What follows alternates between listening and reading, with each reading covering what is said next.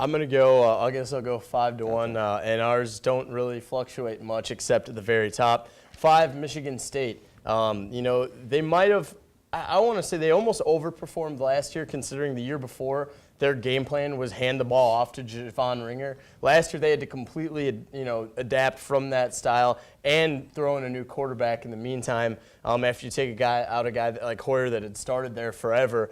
And I think that's a team that was not satisfied with the way their season played out and the way their season finished. When you have the comeback, one of the games of the year go against you, when you give up a game-winning touchdown at the buzzer, at home, there were a lot of things, and then especially the discipline problems that happened at the end of last season. Just, it was just kind of a fireball effect, and their season exploded. But I see them bouncing back. I don't think they're going to quite get over that hump, though, where they're an elite football team in the Big Ten. They haven't been for quite some time.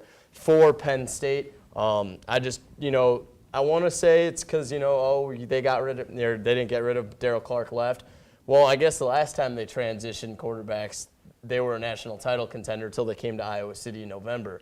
But I don't think they have a Darryl Clark waiting in the wings, and Pat Devlin transferred away, who would have been playing this year.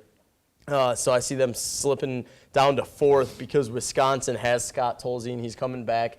A good quarterback last year. Had Bielema left him in the game the entire time against us last season, maybe that game goes differently. Who knows? Tolzien, though, definitely a good quarterback. They definitely beat a more athletic Miami team, too, in the Champs Sports Bowl. And then in in Iowa, we're going to I'm having us at 2nd right now. And to be honest, I would not be shocked to see the Hawkeyes win the Big Ten this year. If you're an Iowa fan, you expect them to, I think. They have the guys returning that they need. You mentioned the draft hurt us a little bit, but one of the positions, that it's not going to really hurt us at too much is corner. I really like the depth that we have at that position, despite losing Amari Spivey.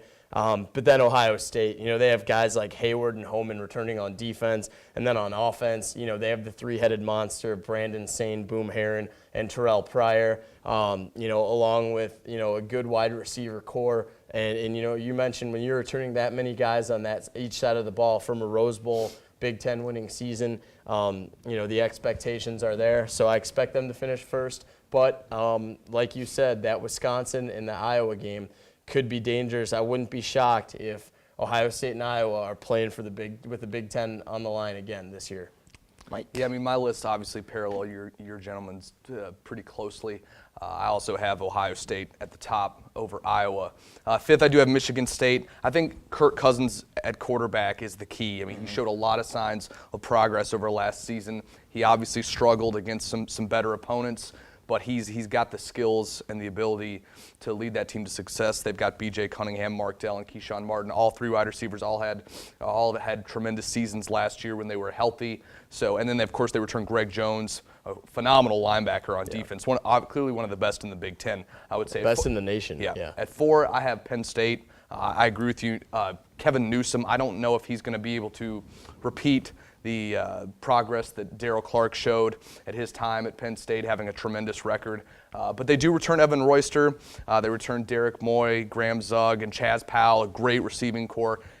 So they're going to be successful next year. Joe Paterno, their recruiting class was regarded as first or second in the Big Ten by most sites. They have depth. They'll be ready. Their coaching staff is tremendous. At 3rd, I've got Wisconsin. You guys talked about Scott Tolzien. Can he perform in big-time games against teams like Ohio State and Iowa?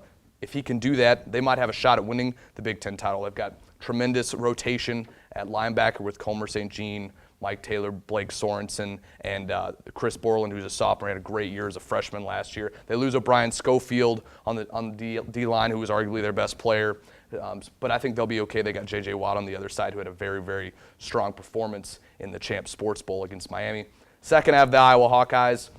I think the collective running game that we have will help us because last year we ranked in the 90s in the running game and we still won 11 games. So with all we have returning receiving-wise with Al Reisner at tight end, DJK, Colin Sandeman, Marvin McNutt, and Ricky Stanzi, I think the passing game will flourish. And if the running game can improve, that'll facilitate our passing game as well. And then finally first, I think the Ohio State Buckeyes have to be the preseason favorite in the Big Ten. Like you talked about, the running game with Terrell Pryor, Brandon Sain, and Boom Herron is tremendous. They ran for over 200 yards against the Iowa defense last year. Hopefully we won't see a repeat of that at Kinnick Stadium this year. And like you talked about, having a guy like Dane Sanzenbacher, a slot receiver who averaged 21 yards of reception last year, having that experience coming back, Deron Carter, the son of Chris Carter, back on the team, and then of course Devier Posey, who's a phenomenal wide receiver, will be a highly touted NFL draft prospect when he goes to the NFL. So our lists parallel each other. It's going to be a great Big Ten football season. You don't want to come to Kinnick in November if you're Ohio State to play Iowa, unless you're Northwestern, because then you can win in November.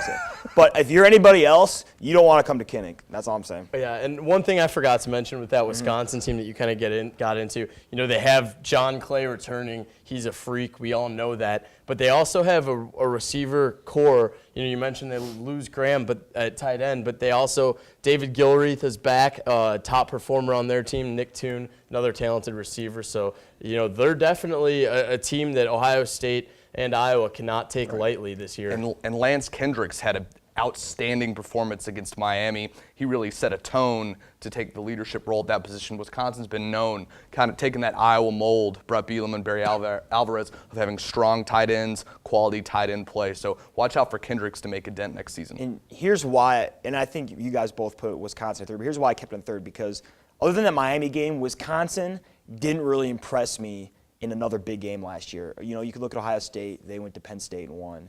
They won their Rose Bowl. Iowa went on the road and won all their Big Ten road games with the exception of Ohio State. So Wisconsin didn't prove it to me, but I think they got the pieces there to possibly make a run. I think you look at the top three teams, all of them are legitimate and can win the Big Ten. I think it's going to be a really exciting Big Ten chase. I think maybe the top two separate themselves a little bit, but, I agree with you. Wisconsin has taken strides. They just can't lose to Northwestern, have a game like that. Yeah. They can't out-yard Ohio State the way they did last year and still lose the game because of poor mistakes and turnovers. So we'll see.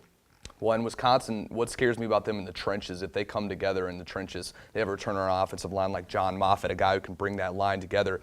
If they play well, and you have a guy like John Clay in the backfield, along with Monty Ball and Zach Brown, two other quality backs, and they could be really scary. But I'm with you. Scott Tolzien has not performed in big-time games at a level for them to be considered a Big Ten title. Well, and what I like about them this year, too, I know we're getting off on a Wisconsin tandem right here, but he's the guy this year. He doesn't have Kurt Phillips breathing down his neck like he did last year. And if Bielema makes any choice, he needs to make sure that Tolzien knows he's the guy.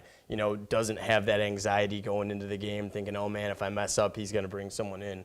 Kind of like with Coach Ferentz, giving Ricky a long leash last year when he went out. Through those 5 picks, Rick did not have to worry about even being pulled from the game. He knew that was his team, and then you're able to see a guy progress through the fourth quarter. Now we're going to go to the other conferences and just basically briefly state who you're going to have to win the conference. I won't have a whole lot of time to break it down, but for me, SEC, I think Alabama, I think they're going to be the preseason number one, and as well as they should be. They're defending national championship. Got a lot of great players returning. I think Alabama number one. Pac-10, I'm going to go USC, and I know there's a completely new staff in there, but I think with all the losses that Oregon has suffered or players just getting suspended, I think that's going to affect them. I like USC to go in and get it. Big East, I like Pittsburgh. I think Pittsburgh, they got so close last year, but I like what they got coming back. I think Wannstedt has done a pretty good job at rebuilding this Pittsburgh program. ACC, I'm going to go Virginia Tech. And I was high on Virginia Tech last year, and I know at times they were great, at other times they weren't. With a great defense coming back, coached by Bud Foster, and then Tyrod Taylor, hopefully he can finally take over the reins and just have a great, consistent season. I like to see a little more consistency from him. And the Big 12, I got to go Texas. Gilbert showed in the Rose Bowl that he can play. He's going to have a whole offseason to produce. They do have some losses, but I like Texas to go win the Big 12. And Mike, looking at the other conferences, who do you have?